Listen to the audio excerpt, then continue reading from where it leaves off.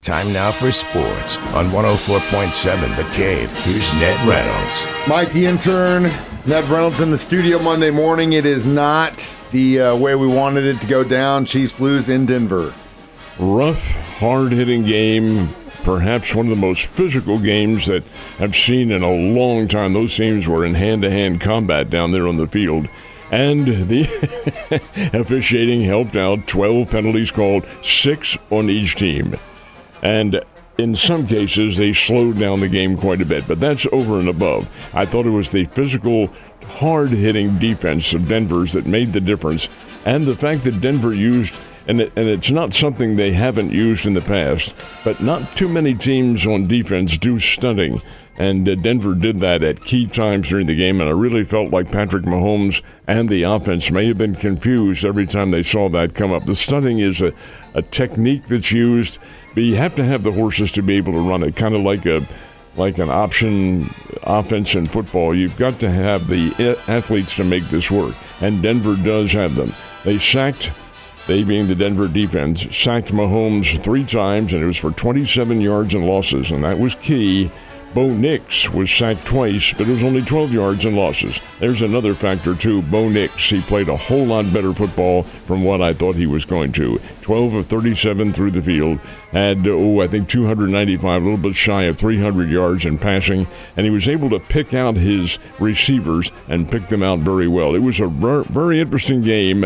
And toward the end, I don't know, maybe my misperception somewhere, but Mahomes appeared to be a little bit shaken by what was going on. He got hit a number of times and got hit really, really hard. And, of course, there were no calls at all. But the fact is that Denver came into play, and Denver gets the win on a field goal, ironically, exactly the way they lost it last year when it was blocked in Kansas City. Same distance, same kicker, Will Lutz, only this time he boomed it through, and Denver gets a 22-19 win. Does it hurt the Chiefs? Of course it does. It hurts them in the West. They're now 3.5 games back, and for the Chiefs to win the West, it's going to take a minor miracle to do that. But I do think Kansas City makes the playoffs. Although, Mike, you've got to watch out for next week because they've got and it's not a sleeper. The Indianapolis Colts are a very good team. They're leading in their division, and they can play. This will be a good assignment for Kansas City. I think they'll come back in this one and play a whole lot better. But they've got to watch out. Indianapolis can play. It is disappointing. A lot was said going into this game that this is going to define where these teams are and the trajectory. And I've got to say it, Broncos D is the real deal. I don't know if it was him, Mahomes being shaken up as much as it's become a consistent problem that I've seen week to week, and that's he just will not settle down. He gets into this, you can almost see it happen in his mind where he really wants to he's Patrick Mahomes and it works most of the time. But it hasn't been working lately, and if they abandon the chunk plays too quickly, and we just start going for bombs, and it's a gamble at that point. Well, when the run is working, and Kareem is having a good night, and Kelsey in the slot's having a good night, why are we abandoning the chunk plays? The bombs, Mike, are always a gamble. That's always going to be the case anytime you throw them. He did go long early in the game, and that surprised me that he did that. And Kareem Hunt was running well. But do you rely on that totally for your offense? And the question is you do not, or answer is you do not do that. He didn't mix his offense very well. And his passes, which are target passes as opposed to throwing to the receiver, he's throwing to an area. And that's the way they have it planned. It's the way it should be. But sometimes his area receivers were delayed and the passes were incomplete or thrown behind the receivers. That's happening a little bit more often than it should. But there are any number of variables that get into this, and not the least of which is the fact that he probably does not have, although all his receivers are back, they are maybe not in sync quite yet. You've got Rice out there. You've got Juju Smith-Schuster, didn't play very much yesterday. And you have the kid from Texas who was in there. There are so many reasons why the Chiefs were not able to get coordinated yesterday. Now, the good news, if it is a silver lining, is Kansas City does get to play Denver again. It'll be Christmas night at Arrowhead Stadium. But where will the situation be then? Because that's the next to last game of the season. So there's the long way to go, which we used to talk about, is getting a lot shorter. I mean, like I said, we know Broncos D, real deal, and we got a long way to go if we want to see any action in January. That is the bottom line. In turn, Ned's been holding me after yesterday's loss in Denver, and I appreciate you being a good friend because I really needed it right now. But I wasn't the only one that needed a hug this weekend. A lot of upsets in the world of college football, my guy. Before we get into that, I'm not taking it easy on you. My team didn't play particularly well last night. There's a lot of teams in the NFL didn't play a whole lot well, but it's anyone's ball game, and that's why I'm never going to give hope up on my Chiefs. Well, no, of course not. Nor will I with the Philadelphia Eagles. They did win 16-9 over Detroit Lions. And tell you what we're getting into now at this time of the year is really tough defense. Yes, sir. Teams know each other. Mm-hmm. They know what to expect, and the good ones are able to adjust. But over and above that, all right, college games. Are we going to see any major changes in the top 12? I think there'll be some shifting, but I don't think anybody drops out of the top 12. Oklahoma really did themselves a big favor by knocking off Alabama in a close game. And now it drops Alabama down, but I don't think it'll drop them out of the top 12. Tell you the teams that opened some eyes were Texas Tech, and they are very good, folks. The Texas Tech Red Raiders, they're a championship-level team. And the Irish, like them or not, Notre Dame opened up a few eyes. They went to Pittsburgh, and Pittsburgh, I think, was number 22 or 23 in the bowl rankings, and handled them big time on Pitt's home field. And that's a bit of a misnomer because it isn't Pitt's home field. It's the Pittsburgh Steelers' home field.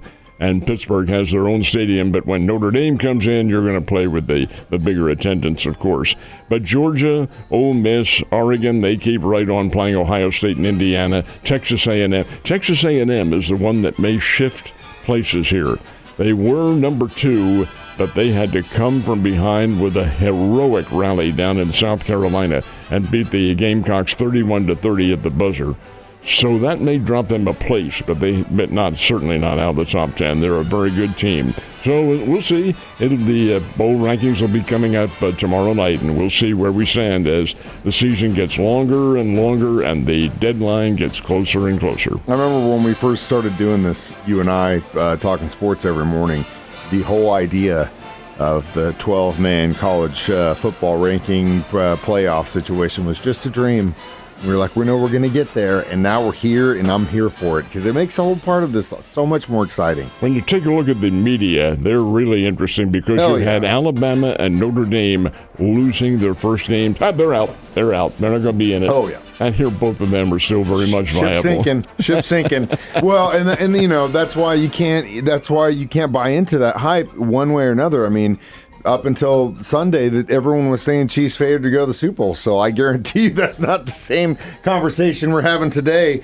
We had a lot of college basketball played this weekend. Yeah, good and bad. Boy, the Bears, Conzo Martin's team, they're a good scoring team, but what on earth happened down in Texas, I'll never tell you. The Bears lost to Texas Arlington 67-49. 49 points is all the Bears had on the scoreboard.